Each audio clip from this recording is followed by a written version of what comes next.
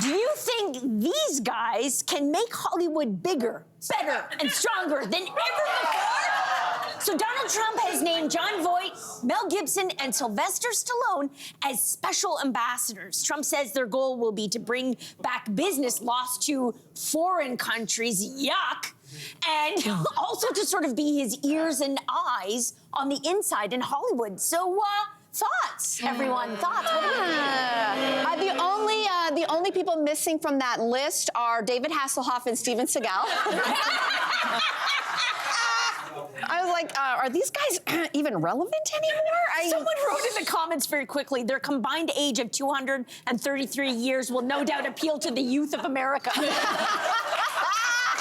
You know what? I don't think it has anything to do with their age. I think these are the last three old farts in Hollywood who still would align themselves with Donald Trump, and they have nothing to lose. The peak of their career is behind them. They've always been in lockstep with him, and you know that Donald Trump likes one thing, and that is loyalty, and that's why he's given it to them. So who else? I think a lot of people do support Donald Trump, but they know better to keep... Yeah. But remember November in that election, how many people in Hollywood stepped up to show their support for Kamala Harris? Think about all of those names. Who's left to take one of these jobs? I just think that if their job, I mean, there's two things happening, because Trump is saying two things, by the way. These guys are going to be ambassadors and bring business back to Hollywood. So I guess these guys are going to go out and visit countries in the world. Imagine these three amigos walking in.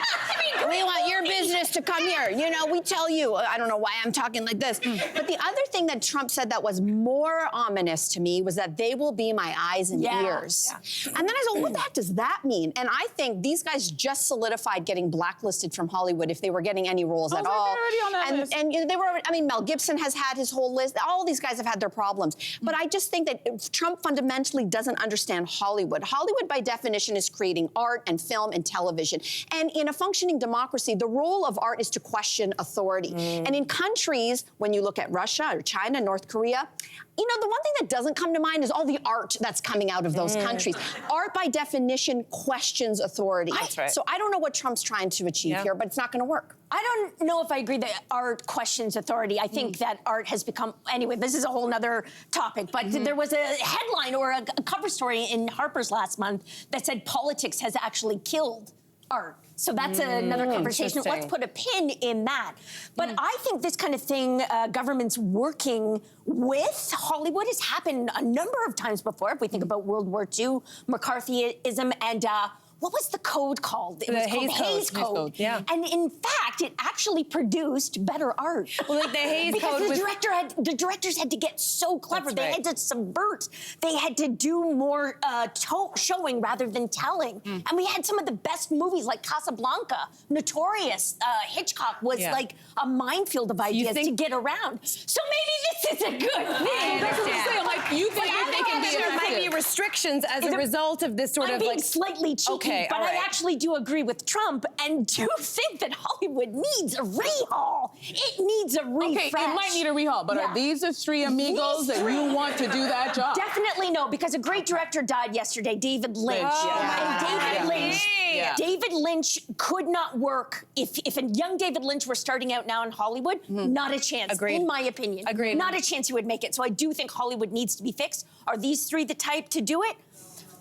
Rambo Part 10? What do you think, Sam? What do you think, the last three? Who else is going to align themselves with Donald Trump at this point in Hollywood? It's these three or not? I can't believe they said yes to the job, but anyway. I was surprised about Sylvester Stallone. I don't know why. I didn't know that he's been a card-carrying Republican for a long period of time, although he has donated money to both Democrats and Republicans.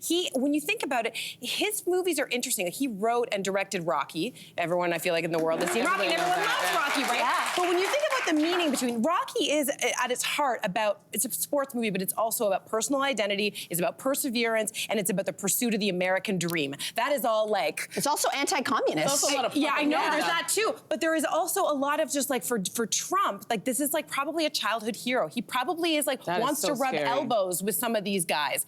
And you know what, like Stallone, I'll just show you, like he recently spoke at Mar-a-Lago, this is in December, where he compared a scene in Rocky to Trump. Just take a look. So the image pans down from Jesus onto Rocky being hit. And at that moment, he was a chosen person, and that's how I began the journey.